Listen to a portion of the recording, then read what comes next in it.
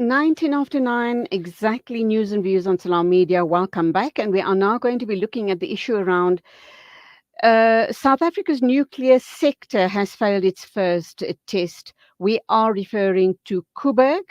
And they have been in the news recently, but for all of the wrong reasons. Its operating license expires in 2024, and its continued operation thereafter depends on critical refurbishments and upgrades to the tune of 20 billion rands. Where do we stand with this matter? How crucial is Koeberg to energy supply in South Africa? I understand they supply approximately 3 to 5% of the energy needs of South Africans. So let's talk with energy expert Ted Blom and let him unpack this very confusing, intricate, and important matter. A very good morning to you. Welcome, Ted. Good morning. Is this something to worry about, very especially when we talk about the refurbishment of Koeberg to the tune of 20 billion rands, and that's going to service the country for 20 more years?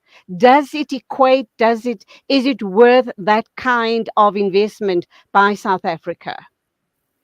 Okay, so if you look at the ranking of all Eskom's power generation stations, Koeberg is by far the cheapest one to operate. So, from a cost point of view, certainly Koeberg has lots of benefits going for it, and in that context, because it's also stable, I think it is critical for the Eskom grid.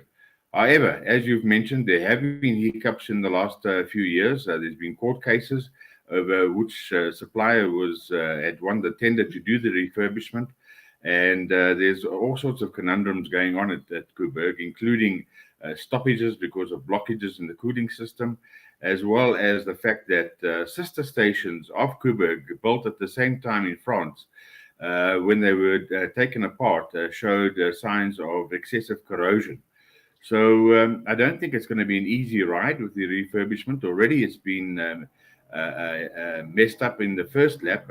Unit 2 was supposed to be offline from January for 5 months until May for the refitment of the steam generators, the new steam generators, which need to be replaced after 40 years of operation.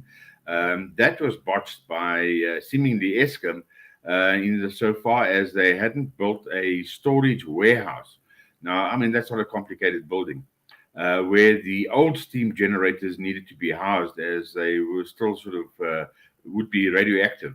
Eskom didn't complete that structure in time, and the contractors from America then pulled the plug on the refurbishment program for Unit 2. Nevertheless, notwithstanding all that, Unit 2 was then reassembled to the extent that it was disassembled. And it seems to me that there have been also further hiccups with recommissioning and restarting of Unit 2. And that's why we've had massive load shedding in the last couple of weeks, is because Eskom, in their planning, had planned that Unit 2 would be back online and generating power during the winter season. And then Unit 1 would be taken offline and also retrofitted with new steam generators just after the winter season. The fact that Unit 2 is now not being completed means that it needs to come back sometime next year for its 5 month refurbishment cycle. And that makes it very, very tight because if there are any further delays with Unit 1 or Unit 2's refurbishment, it could put the renewal of Eskom's license in jeopardy. And I think that if those licenses expire due to delays at getting Koeberg back online and tested and recertified, that could be a dark day for South Africa because getting a new license for a nuclear installation could be problematic given all the resistance from the green movements. Obviously, and I suppose the international nuclear regulator also plays a key role in all of these issues. Ted, let's look at worst case and best case scenarios. We are saying that to refurbish Koeberg to the tune of 20 billion, and they will then continue servicing South Africa for the next 20 years. But they are only supplying possibly 5% of our power needs in the country. Where is the rest coming from? And is it that crucial to have them on board? Uh, taking into account that we're talking nuclear power here and all of the risks associated with nuclear wastage. We know how that contaminates um, the natural environment to the detriment of all of us. Okay, so I think you've asked more than one question, and let me try and see if I can answer them. Let me start with the last one. Yes, there is a problem with the containment of radioactive waste. However, the volumes that we're talking about are minuscule. I mean, the 40-year waste from Koeberg, the high level waste, probably fill a room in an average house, a lounge or a bedroom in an average house. So we're talking about less than 40 square meters of material. But of course, it's highly contaminated, so that needs to be treated with respect and high security measures. There is, however, a lot more less radioactive waste in the form of uniforms and gloves and caps and stuff that has been worn over the last 40 years. Every time somebody accesses the containment area, and that could be quite a few square meters or cubic meters of waste, and most of that is buried at fall pits in the Northern Cape, which is a very dry area where the chances of contamination are pretty much contained. The only problem is that fall pits is now full. It was designed for 40 years, and after 40 years, it's full. So if the Koeberg life extension is successful, then another fall pits type of operation would need to be created for the low radioactive material. Insofar as getting Koeberg going again and its importance on the grid, I think one needs to be very, very careful because the grid needs to be balanced at all times. So the balancing is in terms of the hertz, in that there must be adequate supply of electricity to meet demand, otherwise the hertz dips, and then you'll see your lights start flickering, and eventually that could lead to a blackout, a major blackout, in fact. And secondly, one also needs to take cognizance of the fact that one needs a balanced grid. So the balancing comes in two forms. Firstly, the grid extends from Messina in the north to Cape Town in the south.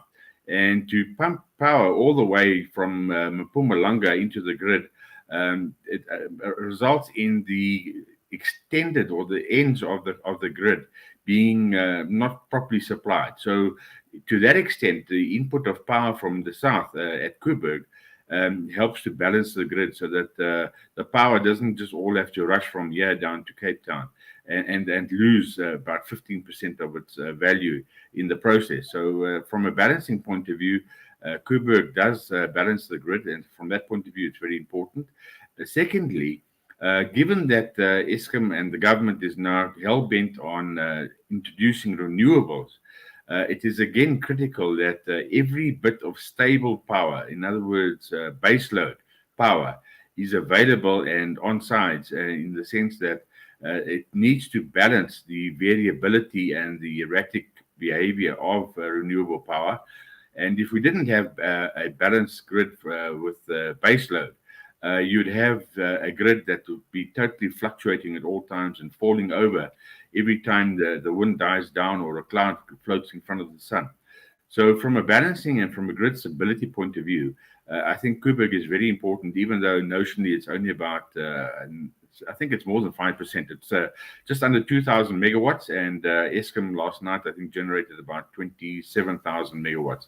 So it's about closer to 8 to 9%, I think, of the value of the inputs into the grid. The other generation power comes from, which is the third part of your question, if I remember correctly, the other power You're comes right. from the coal power stations, and with a minuscule amount of power being imported from Cabora Bassa, which is roughly about 2,000 megawatts, but that comes along a DC line, so a lot of power is lost in that instance. And then, of course, a little bit of hydro from our very scarce water resources, which are the big dams, the Gharib Dam and the other big dams in the country. So yes, I think given that we have a dire situation in terms of shortfall of electricity on a daily basis now, where there's threats of load shedding every day and every week, and will remain such, even more so once Unit One of Koeberg gets refurbished. I think we need every inch of or every kilowatt or every watt of power possible to try and keep our economy going, because of course the effect of a unstable grid is that a lot of manufacturers, heavy industry users, of course, can't operate and then need to Absolutely. close down their plant until stability returns to the grid. So Koeberg is absolutely crucial to the running of this economy and the running of this country, undoubtedly. It needs to go on, but it seems as if there is political interference. Let's come to you touched on renewable energy. The greenies and, climate change experts, etc., are all pushing in that direction. But clearly you can't go renewable totally. It ain't going to work. Like you've indicated, the winter months, the rainy season, cloud coverage, etc., is going to have a huge impact. What is the answer then? Well, I think the answer is, I mean, I'm quite gobsmacked that we actually still sort of need to debate this issue. Eskom has on its books 50 gigawatts of installed capacity. Now that is as much as what most or any of the European countries more or less have installed in their grids in the first world. So, and in terms of Africa, it's about 90% of the installed capacity on the continent.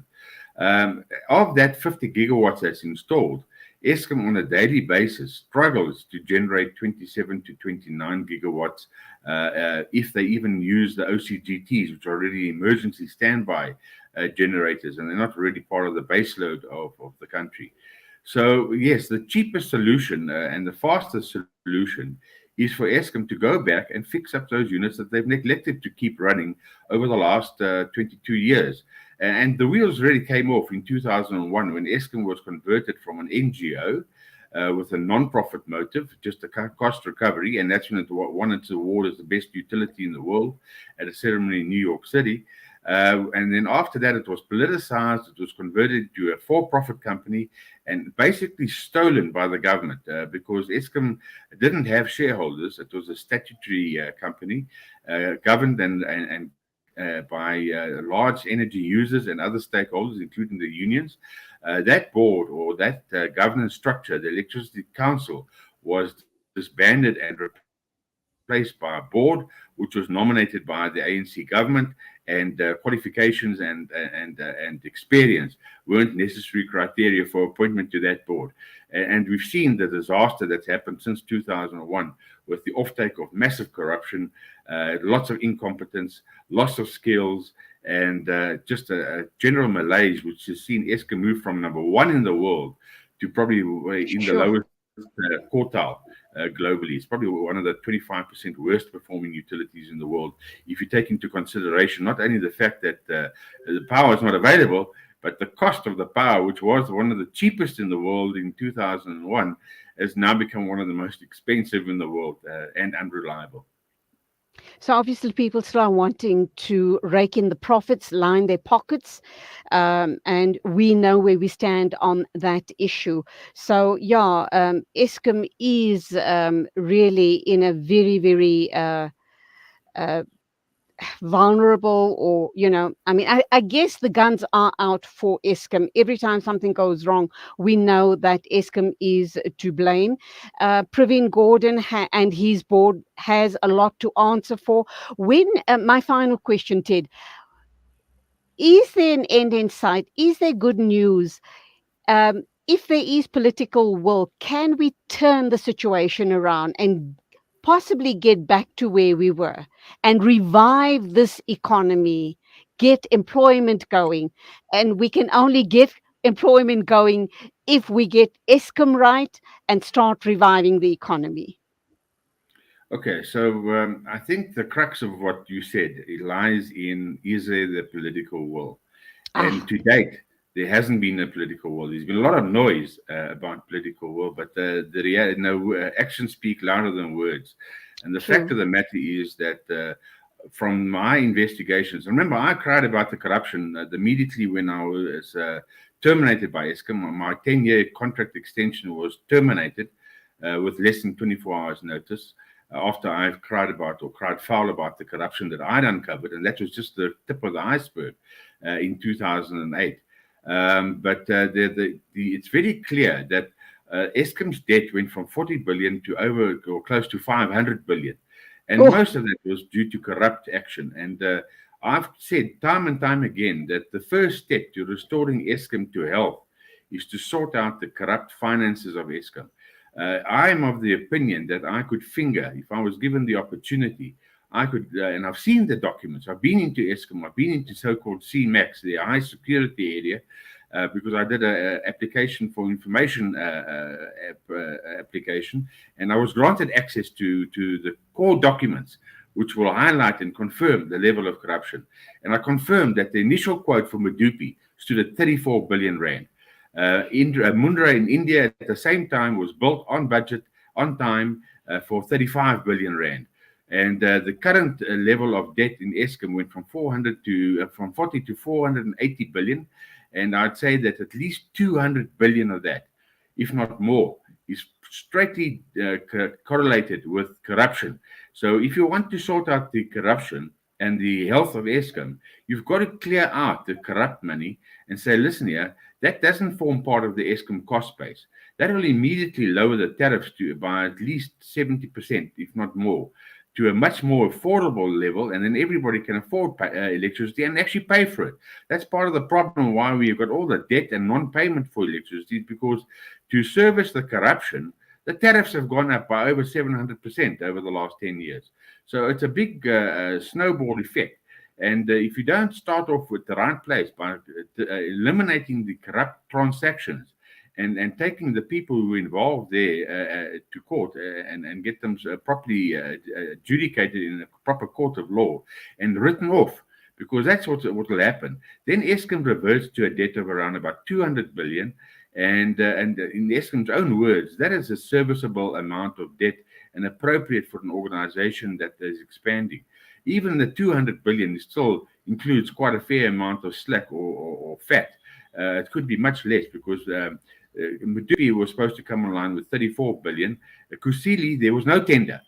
No tender, despite that sure. PFMA and all the documentation and regulations, no tender. So, and I would assume that because of the same configuration as Medupi, it should also have come in at about 34 billion rand. And in Gula, which was budgeted at 9 billion rand, eventually ended up at 40 billion rand. So if you take away all the fact and the corruption and the mismanagement, you'd get to a debt level at Eskom below 200 billion.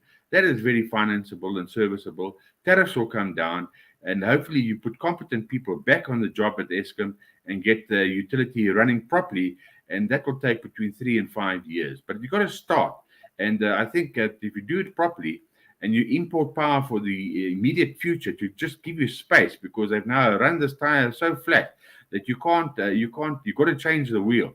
And to change the wheel, you need another spare wheel connected, which is the additional 4 to 6 gigawatts of emergency power, not for 20 years like the car power deal, but for 3 to 5 years, so that you create a bit of space.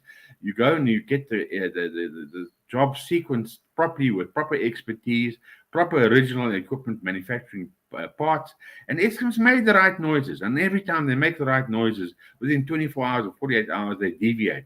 So it seems to me there's a tug of war going on inside Eskom as to whether they should do the right thing or whether they should carry on with the corrupt practices. Today, as Okay, we speak, Ted.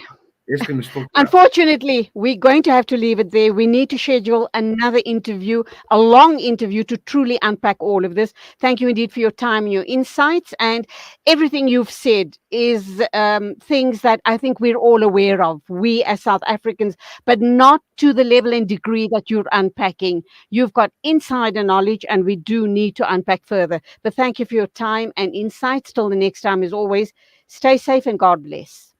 Thank you, and likewise. Thank you very much.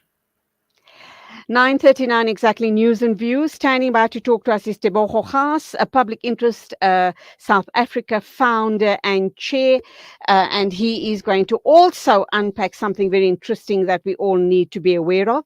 That's public interest. South Africa cautiously welcomes promulgation of Municipal Systems Amendment Act. Do stay with us.